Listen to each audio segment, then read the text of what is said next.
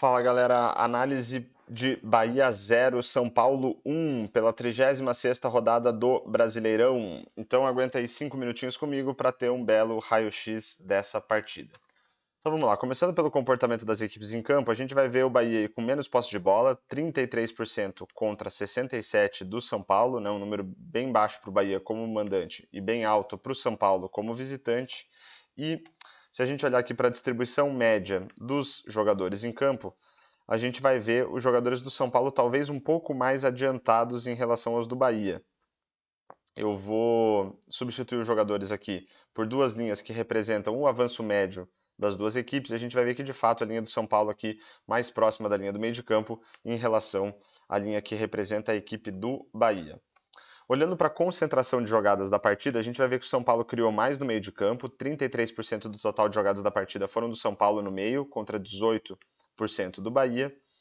E o São Paulo também conseguiu criar um pouco mais no campo de ataque, 12% do total de jogadas da partida contra 9% do Bahia, né? Foi a quantidade aí que o Bahia conseguiu criar no seu campo de ataque. E para fechar essa primeira parte da análise, a gente tem um gráfico aqui que mostra o domínio das duas equipes ao longo dos 90 minutos. A gente vê um pouco mais de barras vermelhas do que barras azuis, que mostra aí que o São Paulo dominou a partida por mais tempo, mas a gente não vê picos nessas barras, né? Praticamente todas elas aqui nessa faixa intermediária aqui entre menos 25 e 25, que mostra aí que as equipes não tiveram uma intensidade muito alta na partida.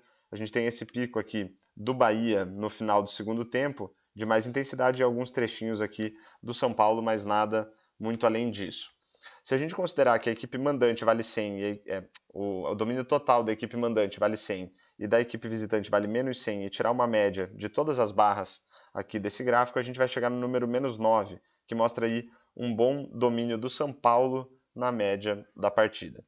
Aqui do lado direito a gente vai olhar para algumas estatísticas que vão ajudar a gente a entender aquilo que as equipes conseguiram criar na partida, né? Conseguiram produzir, mas antes disso, fica o meu pedido para você se inscrever no canal, me ajudar a chegar aí nos 140 inscritos, peço também o seu like e que você compartilhe o vídeo. Então a gente vai começar a análise pela expectativa de assistências, que é uma estatística que mede a capacidade que as equipes tiveram de criar situações de gol. A gente vai ver pelo lado do Bahia que esse valor é de 0,95, um número mediano para uma equipe mandante. Pelo lado do São Paulo, 0,48, um número relativamente baixo para uma equipe visitante. E a gente vê aí a superioridade do Bahia nesse quesito. Olhando para finalizações e expectativa de gols, a gente tem aqui um equilíbrio em termos de finalizações, 14 para cada lado, mas o São Paulo conseguindo criar oportunidades melhores, né, que geraram aí uma expectativa de assistências maior para o São Paulo.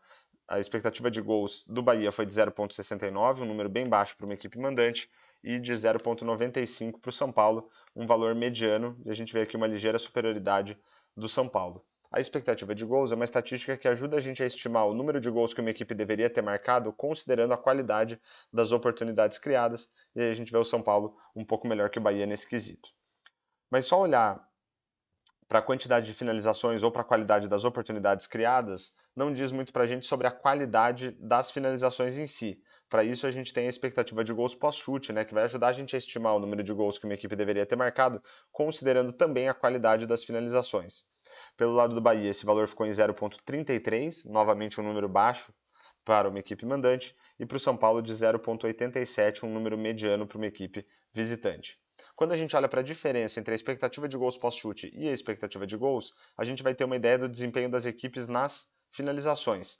E a gente vai ver, pelo lado do Bahia, que esse valor é de menos 0,30, menos 0,36, que mostra aí um desempenho relativamente ruim dos atacantes, né, do Bahia nas finalizações, né? A expectativa de gols do time caiu de 0,69 para 0,33, considerando aí a falta de qualidade nas finalizações.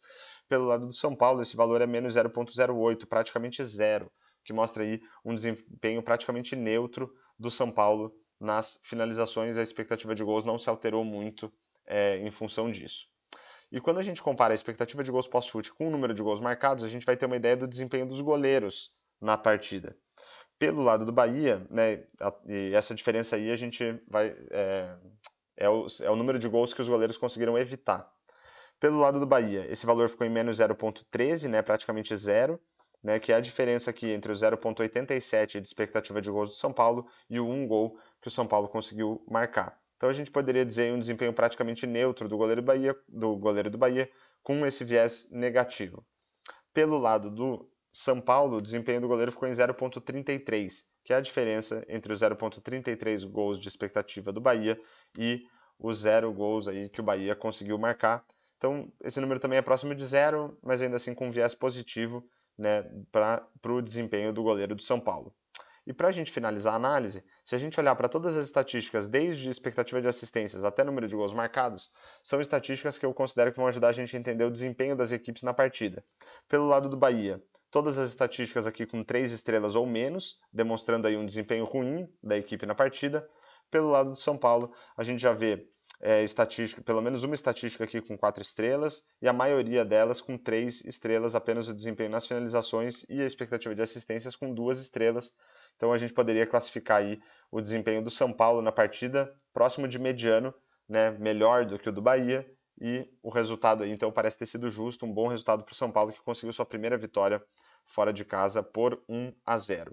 Então chegamos ao final de mais uma análise de Bahia 0, São Paulo 1. Espero que vocês tenham gostado e fica o meu pedido novamente para você se inscrever no canal, deixar um comentário, um like e compartilhar esse vídeo para o YouTube divulgar mais esta análise. Eu fico por aqui e falou!